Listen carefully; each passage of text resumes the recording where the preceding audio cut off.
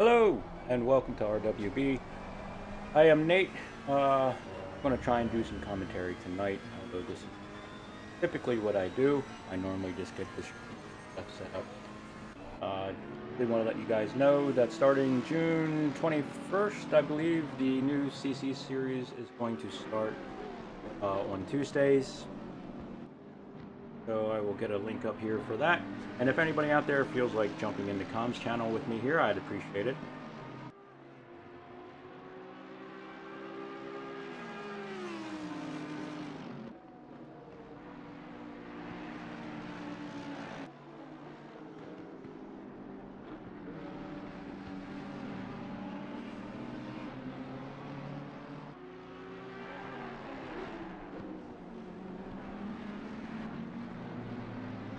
Alright, so we're currently on board with the 666 car in the Audi. Like he is trying to run down Brown in the Ferrari. Got an MO plate right behind him. Let me get control of the cameras here.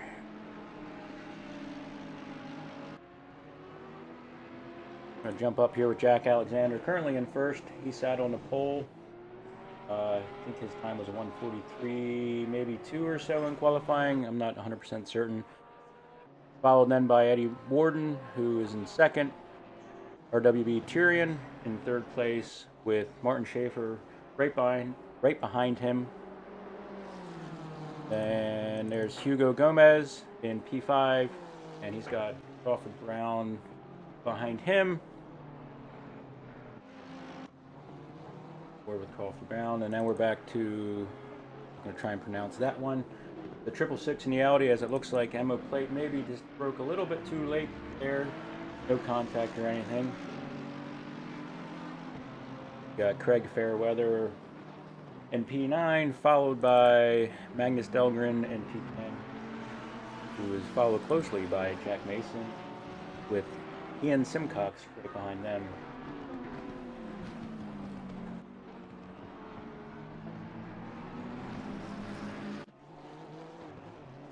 I gotta get used to these, this auto director again. Hello? Figure out my bearings. Look for some battles here down in the field.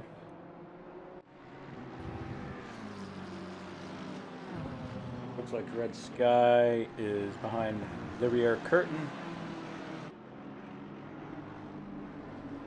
Curtin is trying to get past Mad Al.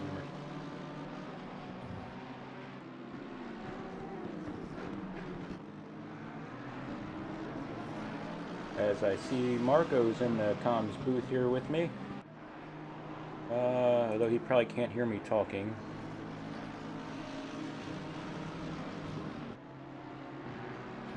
Hang on here, Marco. I gotta change some things up.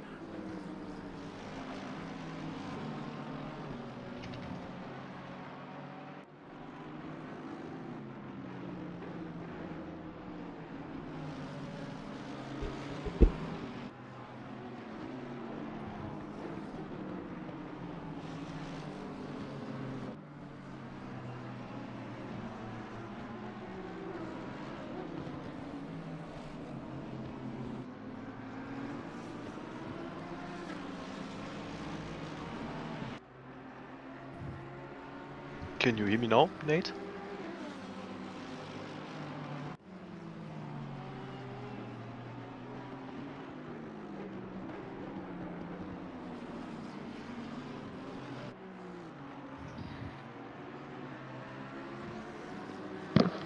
Yeah, hey, I can hear you. Sorry, I had to switch things around.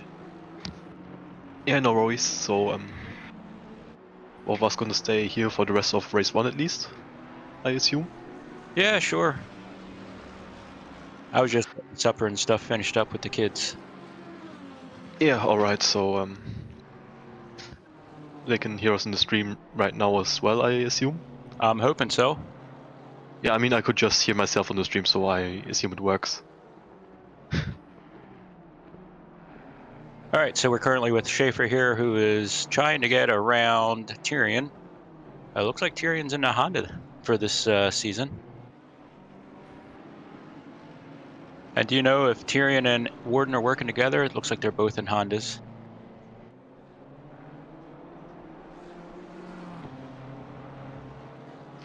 Yeah, judging from the gap, it doesn't seem like it. I think Eddie has gapped him by 6 seconds now, so Schaefer has him isolated and he's ready to go for the third place and make it a second German manufacturer on the podium.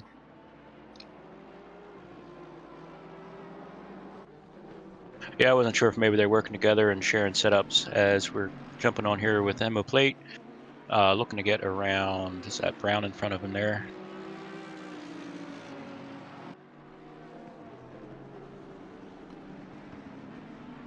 Yeah, judging by the gaps, he's rather on the defensive foot, trying to keep the Audi behind him.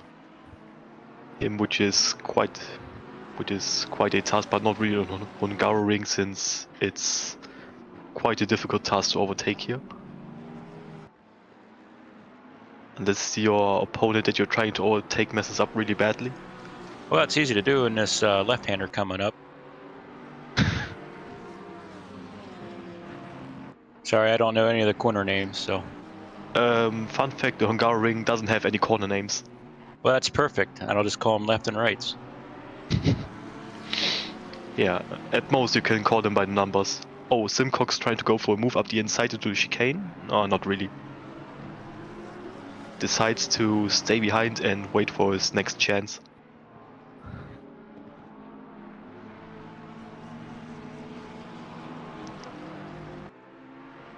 So are you not racing in this series, Marco? No, I didn't really have the motivation to go full tryhard for the series and dedicate a lot of time that I don't really have right now for practice, so I decided to sit out the season and maybe join for the next one.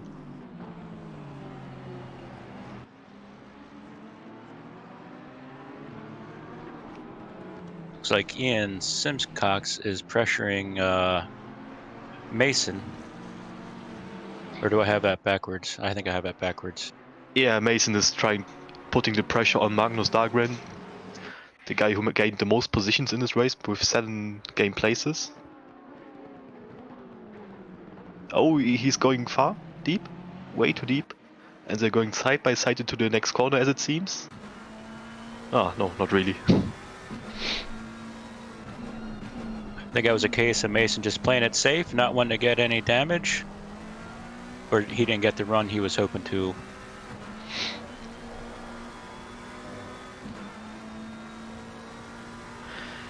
Yeah, that engine power by the Ferrari, especially in map 1, is nothing to joke about.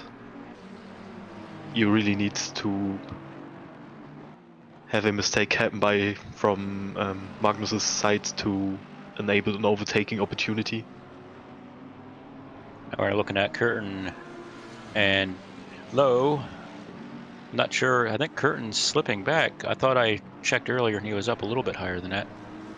Yeah, he seemed to have an incident in the first 2 laps because he was dead last in the beginning of the race despite qualifying near the top 10. Then we just see, I thought we saw Peter Varga try and get around Mad Al there in the background.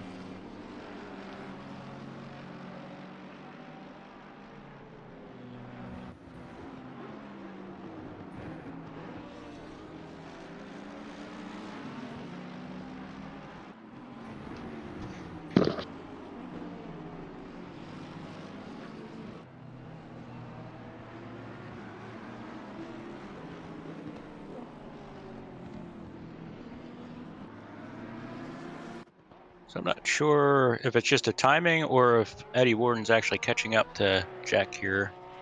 It's showing 4 seconds on my screen. I thought I had seen that up as high as about 9 seconds or so. Yeah, to be fair, I didn't keep an eye on that gap either, since once Jack is gone, he's gone. Especially on this current track combination, where the Hungaroring suits the agile nature of the Porsche so well. Well, Eddie's no slouch. He might be able to get that thing around there.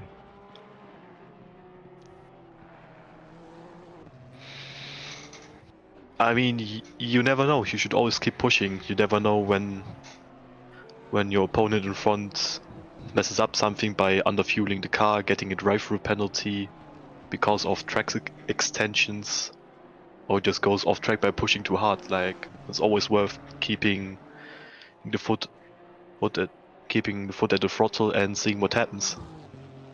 Yeah, absolutely. I remember you getting around me at Monza when I was in the Jag. Oh yeah, that was actually at the first season of BOP, or Balance of Performance. If I remember correctly, yeah, like I was giving my everything to try to overtake you because the Jag was really a beast down the straights. Yeah, it started losing its handle about 20 minutes in. I think that's right around the time you started running me down. And then I ran out of talent. Yeah, to be fair, I did so in race 2 as well. Like, I had quite a few slides, especially in Nascari back then, if I remember correctly, so yeah. So, Schaefer still hanging on to Tyrion and trying to get that third place and securing himself a podium in the first round of this championship. But the gap has always been roughly the same, like half a second, 6/10, so there's really a big question mark whether Schaefer can put enough pressure on Tyrion to force that overtake.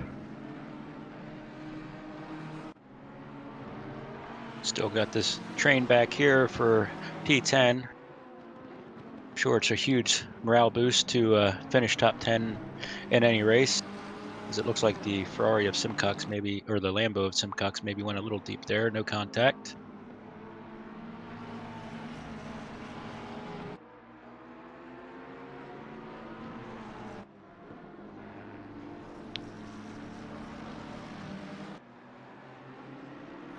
So now from one train to another, when we are looking at P15 Damien Lowe right now, trying to keep Mad Al, Varga and Oliver Curtin behind them, but however Mad Al seems to be the one under pressure since Curtin, Varga and like Sjöblom in the...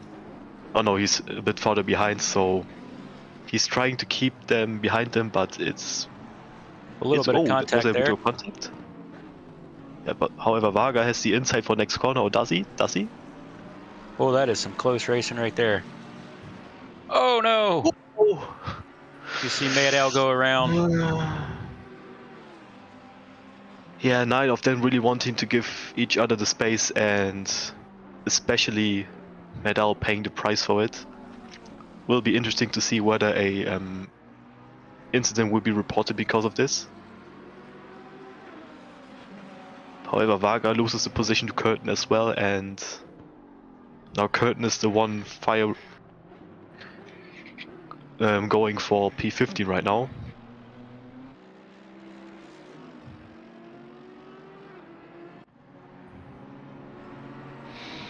It's a really unfortunate race for Varga. He already his second big incident in this race alone.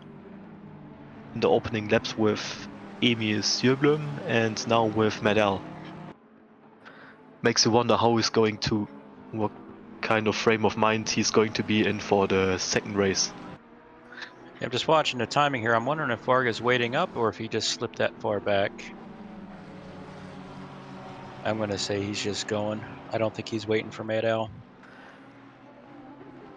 Yeah, I don't think so either, so really tough to judge from this one angle that we had for this incident, but for me at least it seemed like a 50-50 incident.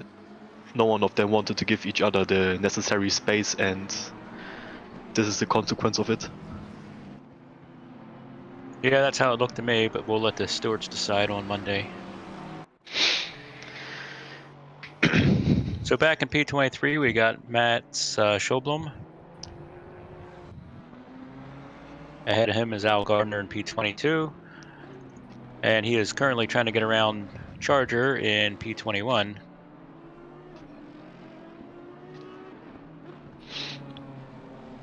And I'm wondering if I didn't download the correct skin for Charger, or if that's the car he's actually running. BMW Motorsport Heritage is a, I think it's even a real life skin, so, and I don't remember it looking like this, so maybe he joined with the wrong livery as well, so we don't know. But still looks really good despite only running a white color and golden rims. Yeah, it's not a bad looking car. I still refuse to drive it. Yeah, and Al Gardner refuses to settle for 22nd position as he's still putting the pressure on him. Oh, will he go around the outside into the left-hander? Or will he keep out of it? No, he's going for it, but he runs out of grip and has to slot back behind him. Charger being a very difficult one to get around. Yeah.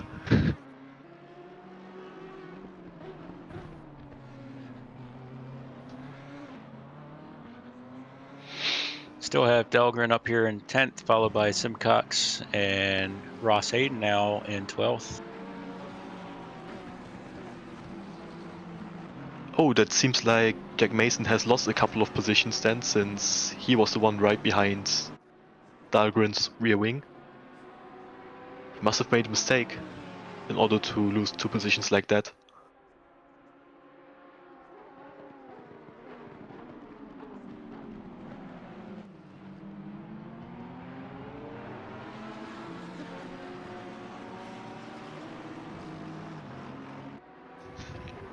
All right, I'm going to chuck the cameras on auto here for a second, and I'll be back in 5 minutes or so. Alright, see you until then. So, only 50 seconds to go, plus 1 lap eventually for race 1, and still a lot of positions to be settled. Emo played right behind Hector Gomez, trying to get into the top 5, but however, the Honda of him is holding like a huge train of cars.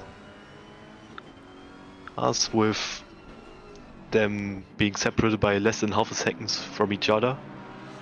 Interesting to see how that plays out if the desperation starts kicking in and someone goes for a move that is not really on. But also the same for the last position in the top 10. Ian Simcox still trying to get around the Ferrari of Magnus Dahlgren, trying to get those extra points in. Oh, is he going for it? No. He just pretended to go for the dive bomb, but it didn't unsettle him, so he needs to keep on trying, unfortunately for him.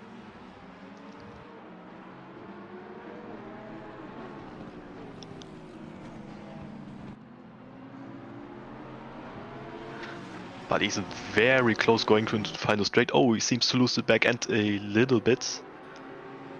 But it doesn't seem like he's quite in range to go for a move, or is he? Does he dare to go for it? No, he doesn't.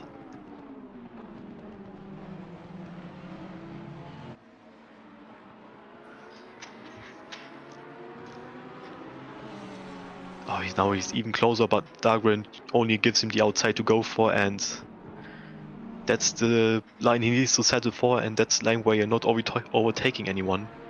So he's getting closer and closer and closer, but Dahlgren really taking a book out of Fernando Alonso's page and driving the exact lines that he needs to take without being unfair.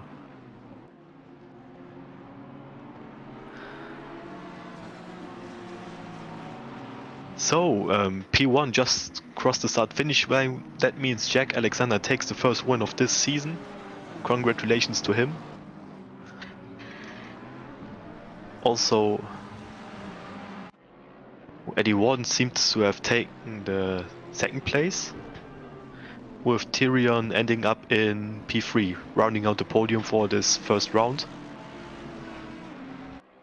So that means Schaefer in 4th, Gomez in 5th, Plate in 6th, Crawford Brown in 7th, Wouter Leyen, I'm sorry if I butchered your name, 8th, the Fairweather, Mr. Fairweather in the 323 BMW in P9, Dahlgren 10th, Simcox 11th, Hayden 12th, Mason 13th, Fritsche 14th, Damien Lowe 15, Curtin 16.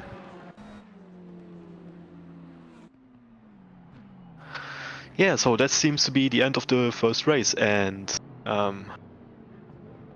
but don't be sad, there's going to be a second race coming out right after this one. Exact same starting grid as race 1, so keep your feet together for it, and we'll see whether we get some more amazing racing action coming up to the next one.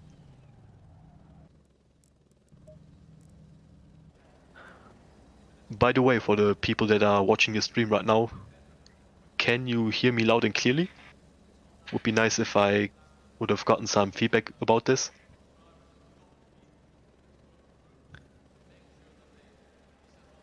Well, I know I can hear you. Okay, then that seems to be fine then, and welcome back. So race 1 seems to be done, and so since you've raced a couple of races in this championship as well, so how did you spend your time in between the two races? If you did anything in particular to prepare for the second one? Well, I'm sorry, were you talking to me? Yeah. I got the kids ice cream. That's what I did to prepare. Ah, yeah, okay, that seems to be something lovely to do. However, like, I think for the people that don't have children or a family to take care of, some people just sit there, wait for the next race to happen. Whenever I was racing in this league, I apologized to people that I rammed off the track every race. Go for a toilet break, get something to eat, and then by then, like, it's usually a 5-minute break between the end of the first race and the start of the second one, and that's the 5 minutes well spent, I think. Oh, you were asking when I ran the series. Oh, I didn't Yeah. do much. I just got up and got a cup of water if I needed to.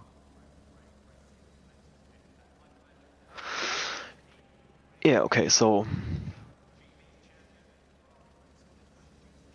would be quite an interesting question to ask the top 3 in the respective races once the races are done. So maybe we can get some of the high finishers, or maybe someone with a special clearance during the race, into the commentary booth after the race.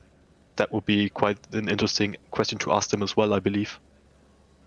Yeah, we could try to drag a few people down.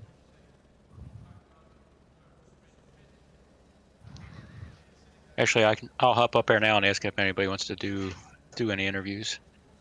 All right.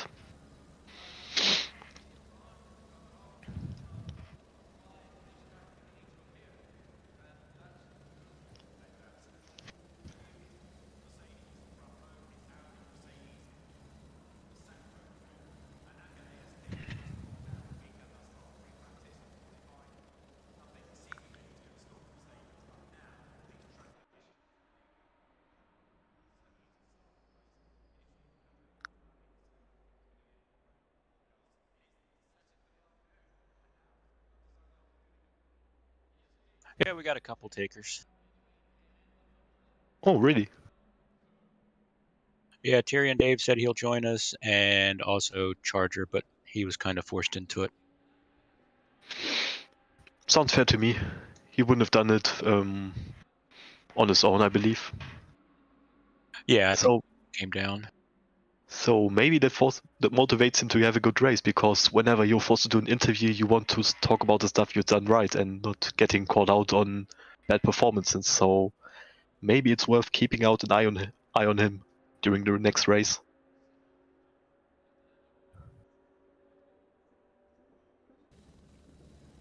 Yeah, we'll join the start with the helicam from him.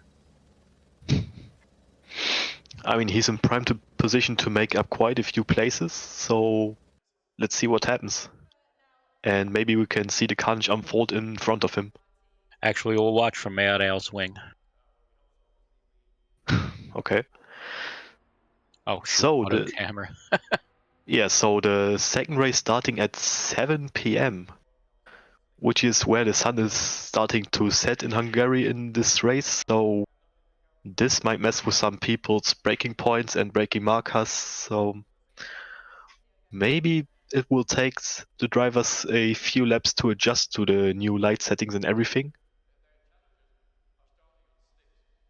Also, the drop of temperatures compared between race 1 and 2, especially the track temperature, might play a factor in here. Well, the people who will have put in the time to prepare for it will obviously have the tire pressures as locked and loaded to go for the next race. But however, if people are driving with the same tire pressures like in race 1, they might get in trouble because they'll overpressure the tires, which will cause them to lose performance. So do you prefer to adjust tire pressures when it cools off, or if you know it's going to cool off, would you adjust the brake ducts? I mean, if it's a temperature drop like this, like in a short race like this, you want to run more close brake ducts anyway, so I'd rather put a bit more pressure in the tires and try to keep it in the performance window. So Mad Al in the Mercedes, quite a good car in acceleration and engine power in general, so if he nails the start he can make up quite a few positions.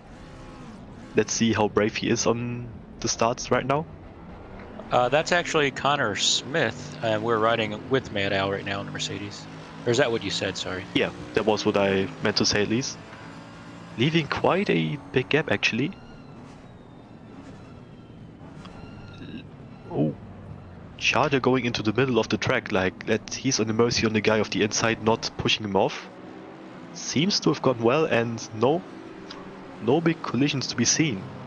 So kudos to the people on the server, right as I say it. Oh no. Oh no, what has happened? So we got Mad Al, or not Mad Al, Al Gardner involved in that. And who's that in the Lambo? Is that? Ah, that's Curtin again. Oh, again a big crash. And Jack Mason seems to be in the wall, in the left-hander. Quite unfortunate start for this race for him, and considering it's a 30-minute race, it's basically done for him, and all he can hope for is people crashing out on their own. Looks like Jack's already got about a 1 second gap on Eddie.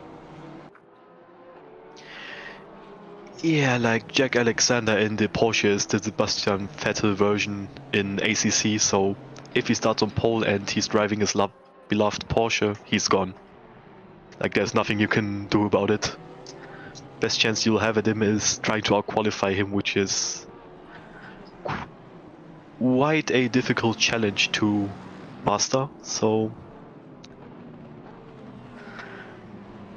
yeah. I'm satisfied if I can get top 10 for qualifying.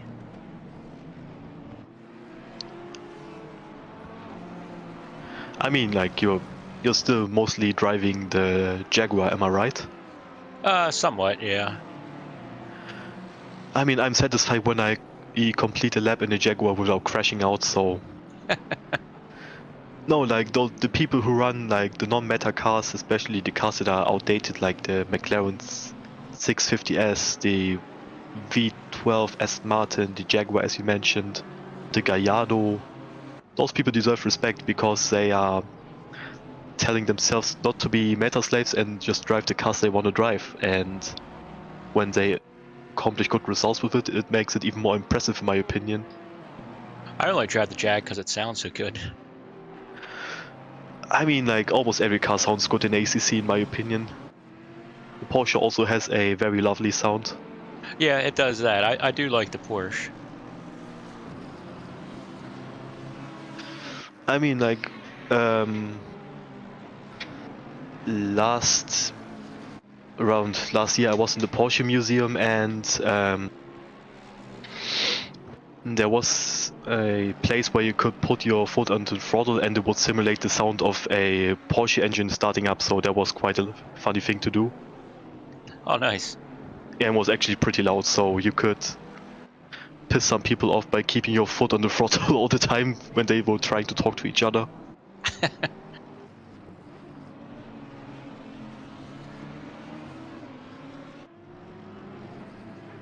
I believe we just saw Gardner get around Curtin there, if I'm not mistaken.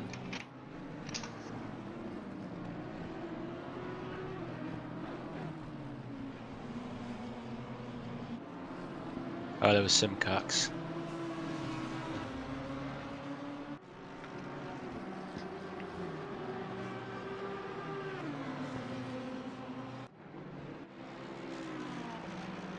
Eddie Brown, Crawford Brown looking to make a move here on Emo plate.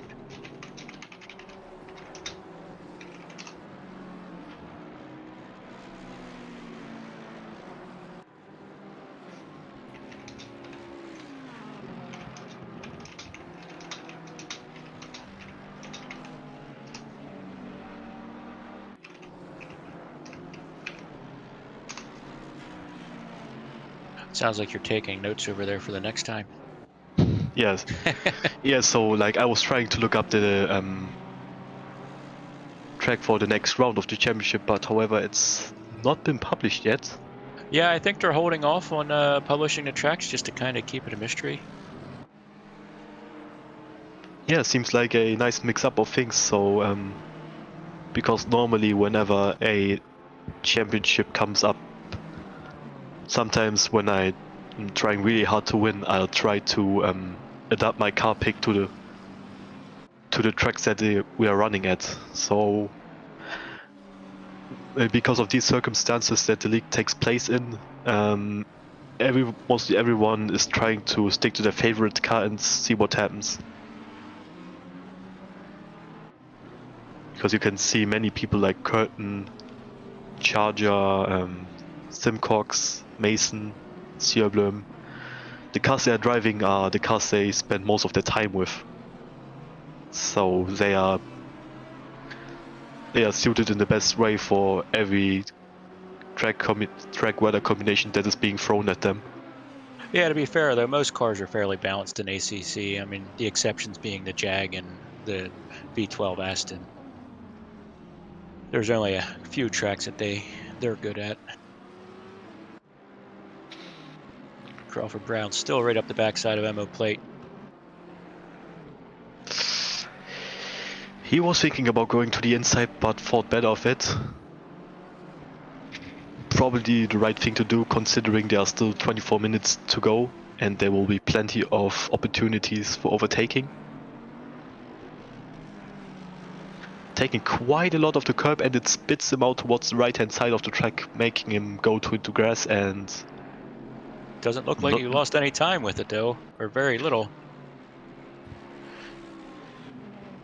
Yeah, surprisingly, but like his tires are probably little bit dirty for the next few corners, so we might see Emo play pulling away a little bit. But as long as Brown can stay in the draft of the Mercedes, I think he will be in contention for P5. Looks like Chargers had a bit of an issue. I'm not sure what happened. He was up in 15th. He's back down in 19th at the moment. Well, that's a question we can ask him now in the interviews. So Emil Sjöblom trying to go around the outside of Ian Simcox, but this is not going to work. Let's be real to ourselves, but he might set himself up for an overtake going onto the main straight. He's very close behind him. Let's see how hard Simcox is trying to defend his position, or how brave Emil is going to be on the brakes into turn 1.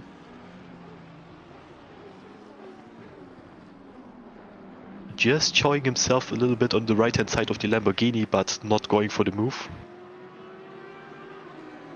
I think the move might have been on if he would have tried to pull to go along the side of him, but he's trying to be a bit more considerate with his fellow racer and wait for a next opportunity that might arise, which might be a more safe way. Oh, a yellow flag in the chicanes.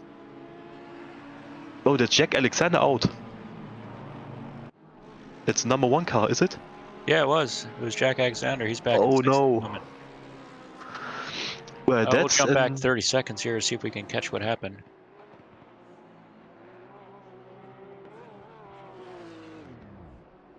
Oh no. Just pushing that little bit too hard. And beaching himself on the grass because of it, so... Safe green join from him, and now he finds himself Health facing an unusual task. He now has to overtake the 5 cars in front of him in order to get P1 back again. So let's see whether he can pull it off. I'm thinking he'll get his way back up into fourth, maybe third. Yeah, I think like getting up to P4 and P5 won't be an issue for him, so he knows the Porsche in and out, and he knows how to make use of the Porsche's amazing brakes to get alongside people on the straights despite having the disadvantage in terms of straight line speed.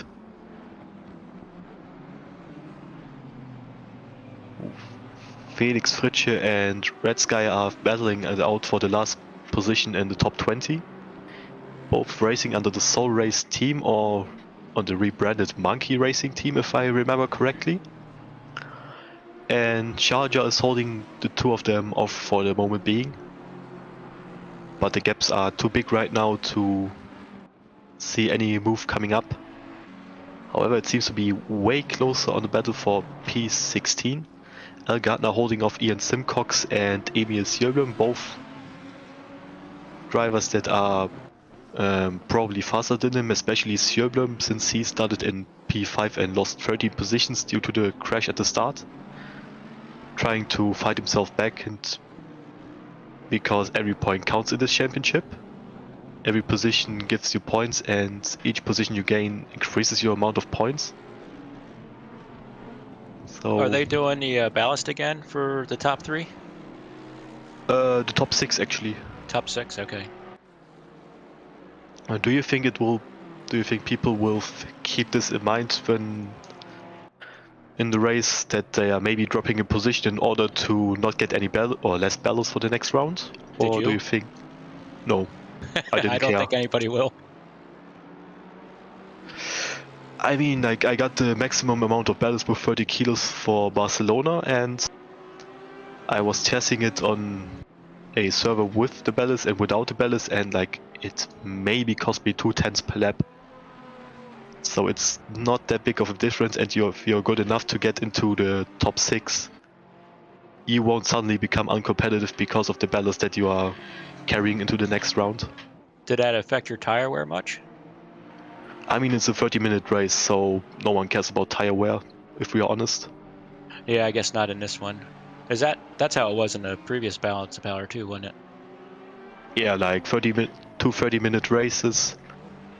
He says no pit stop required, just green flag to checker flag racing, and that's it.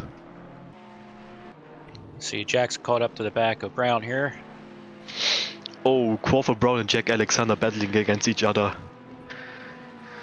I will bet a lot of money on it that there will be at least some rubbing between the two of them. Do they not get along? It's not like they hate each other or not get along with each other, but they are both very aggressive drivers and hate being passed by other persons, if you know what I mean. Like, not in an unsportsmanlike way, but Yeah, you're gonna have to earn your position. yeah, exactly.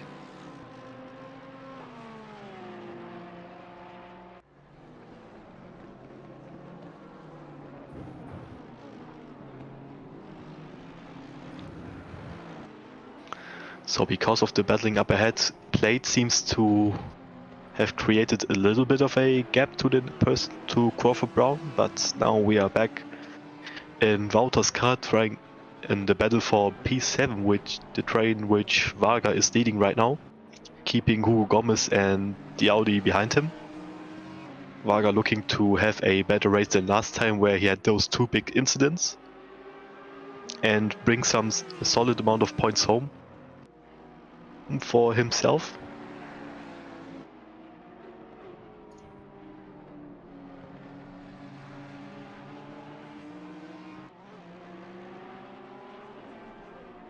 Two people that I want to point out again are Magnus Dahlgren and Medal, both with very big gains in terms of positions. Dahlgren went up 7 positions in race 1, he's also up by 6 positions again in this race, so we need to ask ourselves the question, like, did he underperform in qualifying? Did he just not manage to get a lap in? Or is he just that much better on race pace?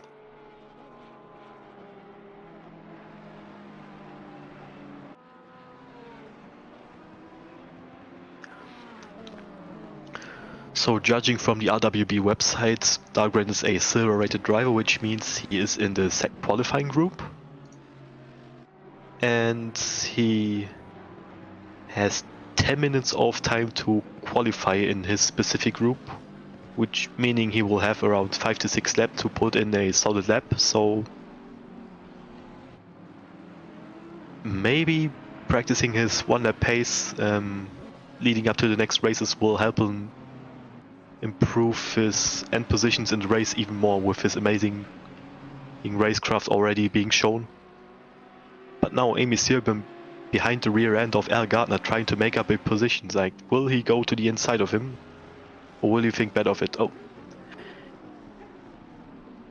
Yeah, he goes a little bit deep because he tried to steer going into the braking zone, but still 15 minutes to go and plenty of opportunities to find a way past the, what is it, 52 Audi. Doesn't look like Jack's able to get much done with Brown at the moment. That gap's staying about the same at about half a second. Their lap times are near identical to the last lap.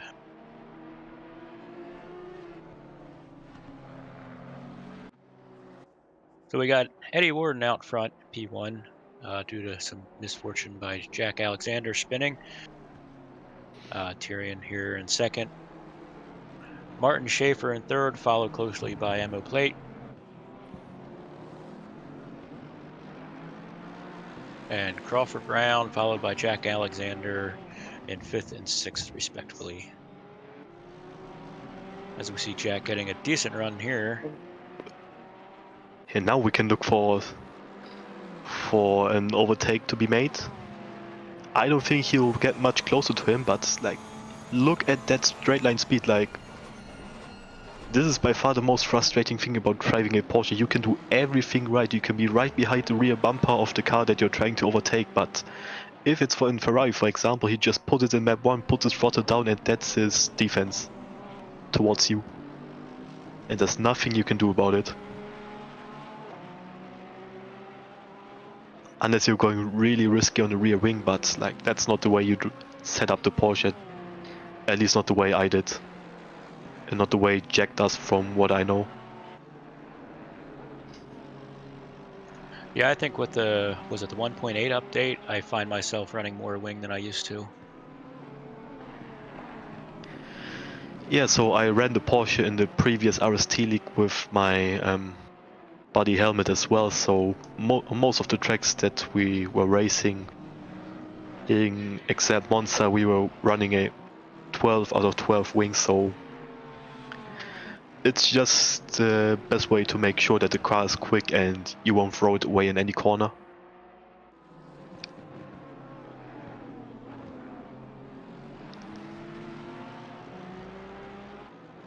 Oh, he goes very far out to the left-hand side. Maybe that might have been a cut track warning for Jack. Well, if he's But only he will know. Sorry, go on. Well, I think some people use that to their advantage towards the end of the race. They'll push it because they got, 3 warnings before they get a drive-through. You think maybe that's what he's doing here? I don't think he's the type of guy to do this kind of stuff, and like, maybe he just lost the rear end a little bit, and other than that, it's also different between each corner whether you get a warning for it or not, or just a no time gate message popping up on your screen.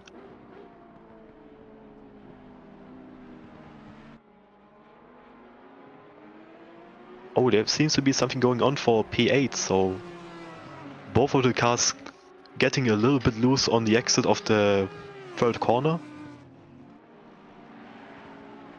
So that's the way you... oh, he goes out very wide as well, so this has definitely been a track warning. But yeah, where was I going to? Like, yeah, that's the way you're racing in Hungaroring. Like, you try to put on as much pressure as you can on the car in front of you and force him into a mistake and make him crack under the pressure. Like, that's the only way to overtake cleanly. Maybe show yourself in... Pretend that you're trying to dive bomb him just like Jack did right now. But Crawford Brown, being a seasoned racer and a quick guy as he is, like, he smells it from a mile away and doesn't fall for it. I know for myself when I dip out like that, I'm just trying to find my braking marker. It's not really to put the guy off in front of me. I'm just trying to get a visual where I'm at on the track.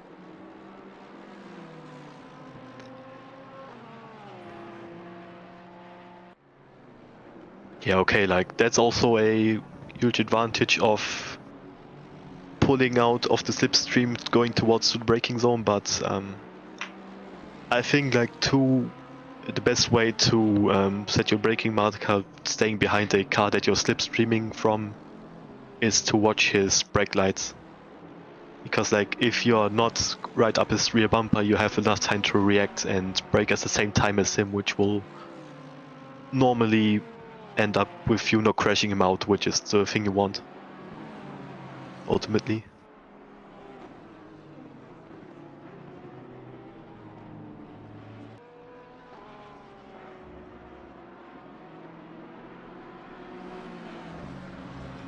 So we see Magnus Dahlgren again on the defensive foot, trying to keep his position from the BMW of Craig Fairweather in P12.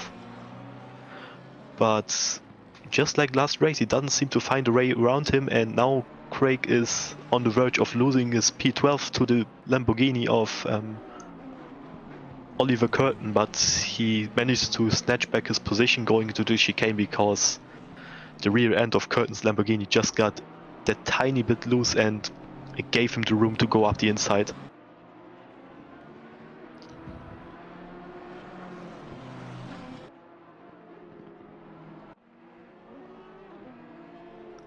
So I think So we now left you're off riding around on here. We got Peter Varga in 7th, and then Hugo Gomez here, P8.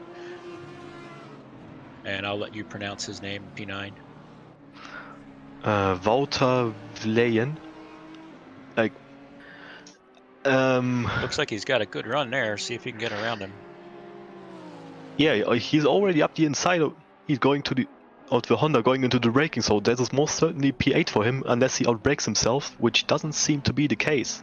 Hugs the inside, forces Nicely done. the Honda to the outside, and now he should try to not lose the position going into the left-hander now. So if he keeps the car steady around the inside of that corner, that will be most certainly P8 for him. And the real winner of this battle is Peter Varga now, though, so because they have been battling quite a bit in the last few laps, he has managed to pull a gap of over 2 seconds towards the two guys, and considering there are only 8 minutes left, there is not much he needs to worry about. He will keep his 7th place, bring home a very good result for him, and this is something he can build on towards the next round of the championship. Let me check something real quick. Yeah, he's a silver driver, so I don't know whether there will be separate rankings for the bronze, silver and gold drivers, but if there is, I think he's the best rated silver driver in the entire race now. So Warden is gold, Tyrion is... yeah, he's silver as well, so not quite P1, but still a very good result nonetheless. Especially considering that he bounced back the way he did from his race 1.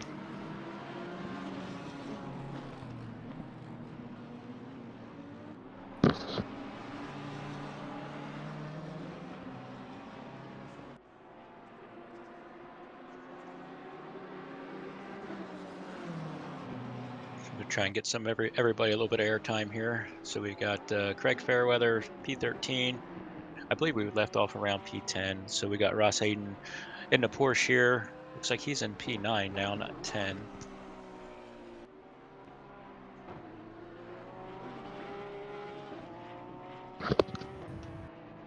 Oh, it Oh, looks like Crawford Brown Brown had seems an to lose incident. quite. Oh, Let's see if what we can has. jump back and... Oh, that wasn't quite far enough. We just caught the tail end of it. I wonder if he and Jack had an incident. Yeah, that's what I'm thinking about as well, so I'm very curious about what happened.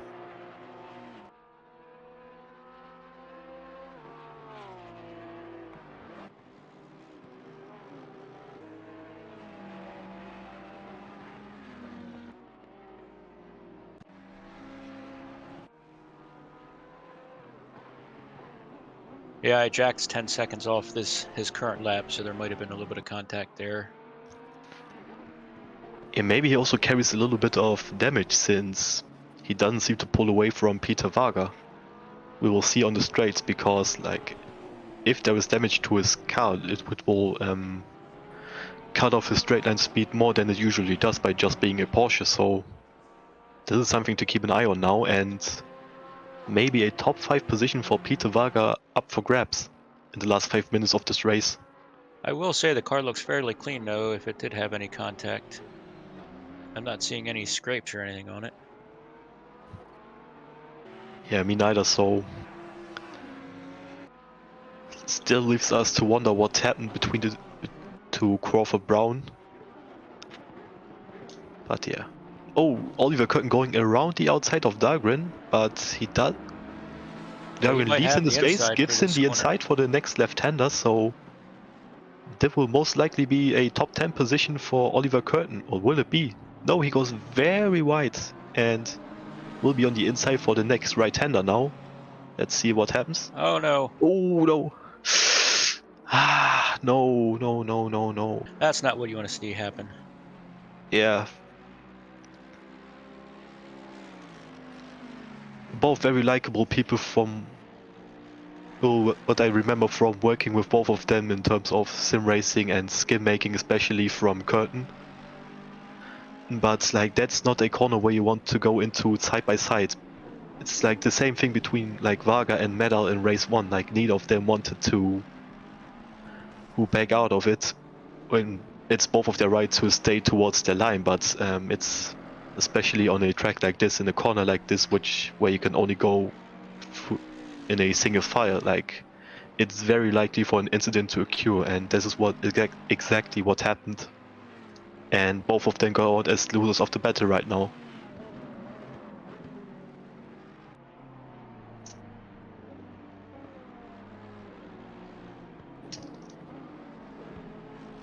Well, we'll check back here on Charger and P15, I believe.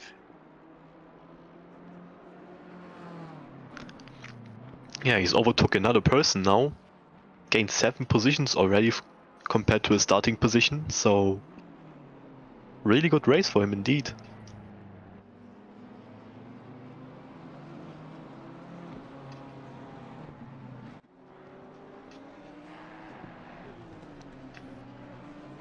Just trying to see here. It looks like maybe Tyrion's closed the gap up a little bit now on Warden.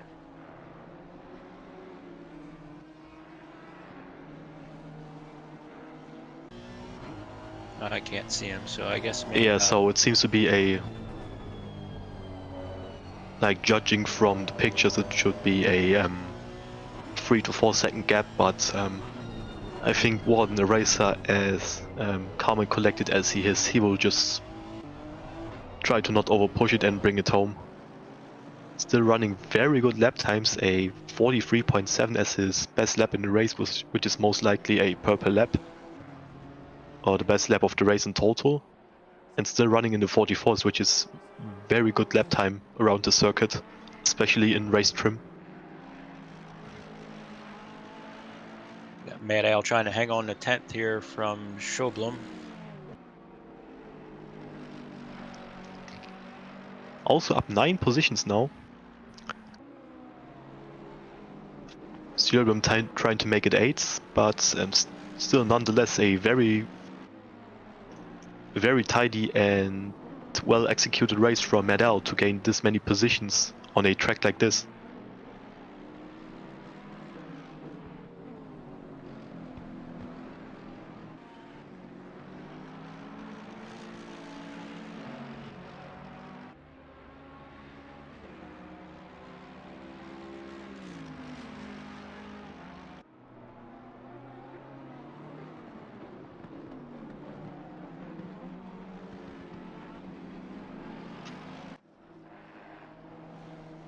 So I think we might get one more lap out of this. Yeah, so the next lap, the next time he crosses the line, he will see the white flag, meaning it will be his last lap cruising to victory and taking home a very respectable P1 and P2 finish for the first round of the championship. He'll also make it, as long as Tyrion keeps it together, which I am sure he will make it a 1-2 for Honda, which is quite a rare occurrence in GT3 racing and ACC in general. Looks like Al Gardner's diving down pit road. Which makes me wonder, did he run out of fuel or did he just get a drive-through penalty? Because we didn't catch any message of him getting one.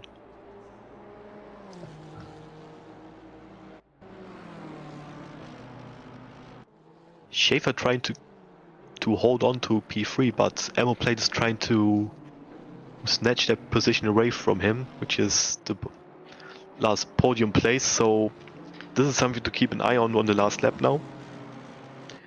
As we will see how bad Emmerplate wants this final podium spot to be his, and how far he's willing to go for it.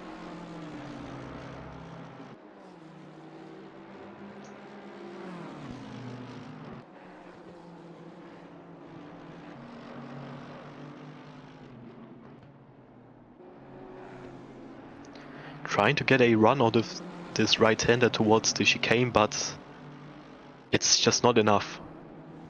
He will stay very close towards Schaefer in the twisty section though, and he will hope for him to mess up this sequence of corner. Like, if you mess up one apex, you will mess up the remaining ones of this section as well, putting you on the wrong foot for the next mini straight, to call it like this, and the sharp braking zone into the 90-degree right-hander coming up, but Schaefer seems to keep it tidy and clean, most likely. And there we see the man of this event, Eddie Warden, starting off with a P2, finishing off with a P1, and he will take the lead of the championship with 180 points going into round 2 on an unknown track. And that's it, he takes P1, and Tyrion is right around the corner, making it a Honda 1-2. Schaefer and Plate still keeping their respective positions with 3 and 4. Well, going over the line, and there is Jack Alexander, going to cross the line as a 5th place.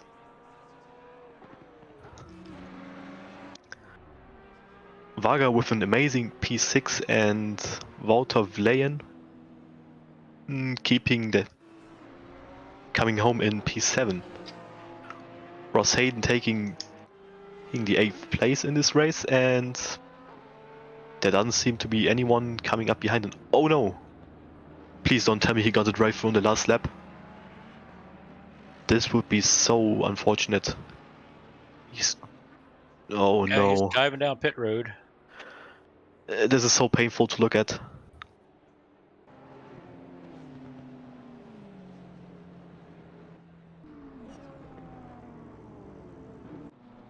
That'll bump everybody up one position, maybe?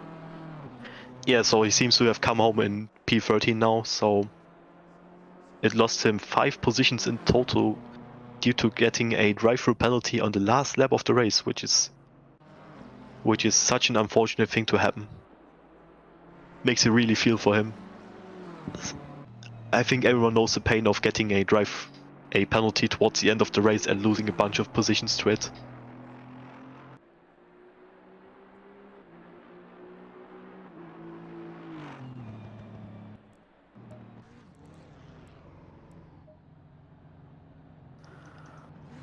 So that rounds out the second race of the first round of the BOP Championship.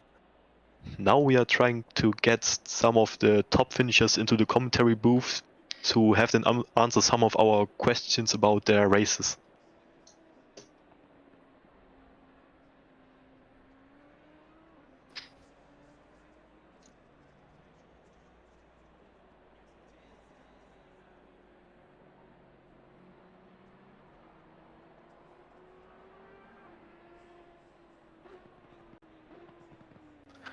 Good evening, Mr. Tyrion. Hello, Marco. You all right?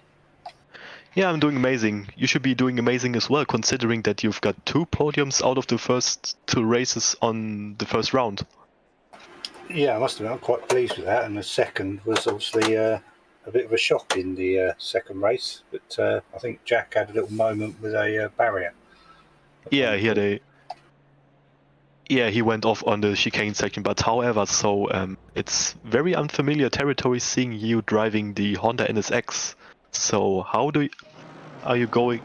How are you coping with your new car for this season? How does it feel compared to the other cars you were driving before? It's different.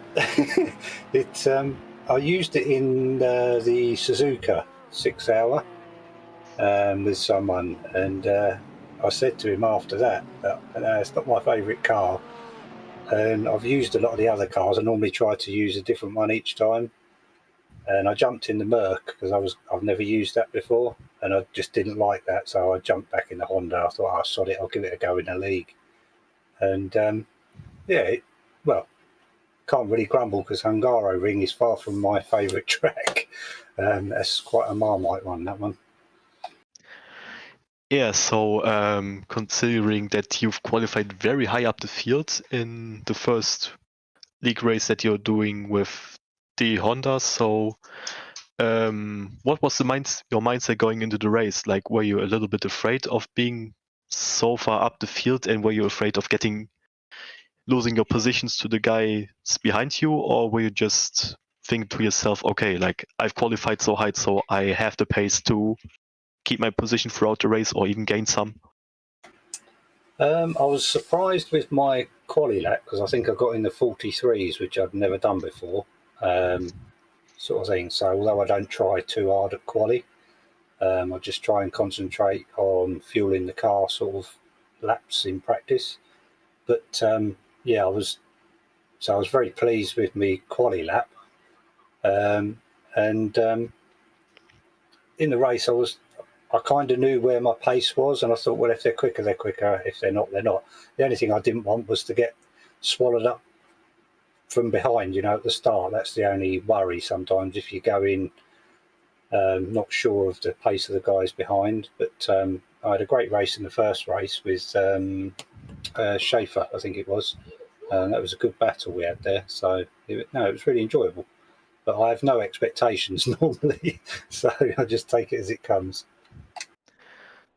Yeah, you did exactly that, and I think you can go into the next round with a very confident mindset, considering that you are able to keep the pace of the front runners in this league.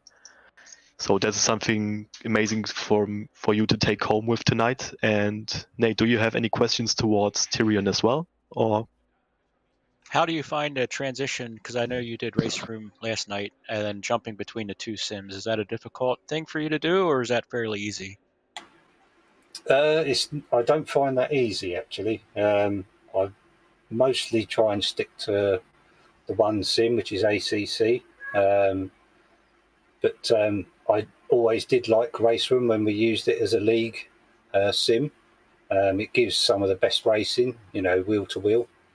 It's a bit more forgiving than ACC with touches and stuff like that. But trying to change between the two is difficult. I mean, I don't know if it was on the replay how my race went last night, because I had reasonable pace last night, but I found a barrier last night, so I needed a tow truck. But no, it depends on how much time you got to practice. Yesterday, I had time to practice in Race Room because obviously it was a holiday over here, so that helps. Yeah, someone that just started in the race room. It's quite enjoyable, and I like the variety of content that it provides. Yeah, that's one thing you're spoilt for, I think, in Race Room is the content, and it's what I would consider solid content as well. There's not much broken in there, if you know what I mean. You can jump in any of the cars and they kind of feel how you want them to feel. It's a very solid sim, I think. Like I say, and the wheel-to-wheel racing in it, even in open wheels, is, it's brilliant. It really is good fun. That was the only question I had. So then, Tyrion, thank you for your time going into the commentary booth, and see you next week for the races again, hopefully, on the track. Is it already released? I don't know, actually. No, it's still to be announced. So, yeah, so no matter what the track is, hopefully we will see you again on the track next week. And hopefully for you, you can keep up your podium finishes, your streak of podium finishes across the season. Thank you. Hopefully I will talk to you next week. Thanks, guys. Okay, so going on to Charger now. Let's talk about your second race. So, you were starting very far from the back, and we were riding with you on board on the first few corners of the second race. And on the end of it, you gained, I think, 8 positions throughout the race. So, talk us through your starting phase from race 2 from your perspective. Tried not to get killed, to be honest. There was there was quite a lot of shuffling going on around there, and the second race I quite enjoyed. The first one I was a bit in no man's land, I'm not quick. I just enjoy the racing. I had a good race with Al in the first one. But the second one, I think Red Sky, we were just talking about it. Actually, Red Sky tapped me in the first corner. It was on him, he knows that. But I'd like to watch it back. It might be my fault, but racing incident. And I just kept plugging away. There was quite a lot of offs. He was threading the needle a few times because you come round the corner and there's cars there. I'm like, oh. So, I gave quite a few play. I think I ended up 15th. So I'll take that. Let's watch on the website when we have the ability to do so. You've ended up in 14th place, actually. Oh, overall? Overall, I was only looking race 2, but let's look at the standing. 14th. Okay, that's, I'll take that. I think from our perspective overall, and the first race, we just noticed some, I don't know what you would call it, just people holding on to their line and not wanting to give up the position easily. And I guess at Hungaro, it's a place that you want to do that because it's hard to get around anybody. I quite like that track, actually. I'm not quick around it, but I know the track quite well because I've played it in a few sims. I know a lot of people aren't a fan of it, but it's actually a really good track. Yeah, I enjoy it. I think it flows nicely. Yeah, it does. It does flow nicely. I think the first corner is an excellent opportunity for overtaking. So is that fast one. I don't know who it was that forced me onto the left-hand side on the fast uphill left, but once you've got someone on the outside, there's nothing you can do. You can't extend out, so fair play to that man that forced me in and overtook me. But yeah, there was I just people making mistakes, but I'll take it. I'll take positions for mistakes. Yeah, it's probably the nerves from the first race of a new season happening, and maybe some people that are joining this league were a bit rusty because they didn't have that much recent league racing experience under their belt, so everyone was trying to play it a little bit more safe and try to gain the positions for a good qualifying spot, which they're trying to hold on to. Yeah, I don't worry about qualifying. So I'm a terrible qualifier anyway, so I normally start from the back. I don't mind that. I tend to find that my positions come from consistency rather than pace. So that's what I play for. That's my MO. Always has been. Yeah, so I can tell you a little secret of mine. Starting from the front of the grid is way more nerve-wracking than starting from the back. Yeah, I bet it is. I wouldn't want to start from the front of the grid, to be honest. No, not at all. But I do enjoy a good battle. And I mean, if I've got people behind me, I make it as difficult as possible for them to pass me, as you know. But yeah, I enjoyed that. It was good. 2 30-minute races, a couple of sprint races. That's good. Yeah, so as competitive as this league is, still the main thing is about having fun. So as long as you are having that with having some good wheel-to-wheel action, that's the most important thing. So that's very good to hear about. Oh, definitely, yeah. If you're not enjoying it, why bother racing? Yeah, exactly. So, Nate, do you have any questions to Charger anymore, or even Tyrion? I do not. I just want to say that the Constructors Championship Season 7 is going to be kicking off here June 21st. Looks like we're going to be having a mix of GT4s and M2s. So head on over to rwb.club rwbracing.club, and then click on the events page. You'll find it there and get signed up. I think there's 20 signed up, and it was only announced a couple of hours ago. So yeah, you might want to get signed up. Yeah, there's 23 currently signed up for it. Oh, awesome. So with that being said, I think we can now conclude the first round of the BOP2 Championship. And hopefully you've liked the racing you've seen. If yes, we would like to see you next round, next week, same time, same YouTube channel, and have some good racing action together in the stream again. So other than that, we can give a shout out to our sponsors that you can see on the bottom row of the screen with simrace247.com, Racing Sim Tools, SimSock, and Next Level Racing. So is there anything you guys would like to add towards the end of this broadcast? No, great stuff. See you next week. All right then. See you.